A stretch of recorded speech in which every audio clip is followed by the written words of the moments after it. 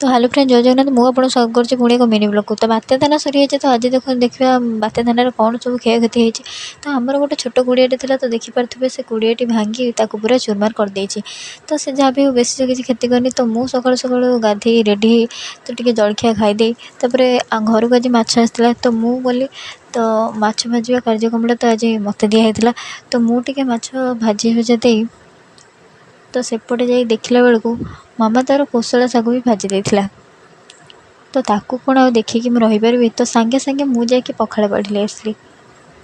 तो सकाळ पखाड़ से जो पाग तो सकाळ सकाळ पखाड़ खाई सारे मत तो पूरा निद आइला। तथापि निद कंट्रोल करी तो मामार यहाँ कार्तिक मास था तो मुझे चलीगली सांगे सांगे डालमा आलू चोखा करने। तो मो मामार पर्सनाल चाकर तो आपण मैंने तो आप पर्सनाल चाकराणी कि ना तो मत कमेंट कर जनातु।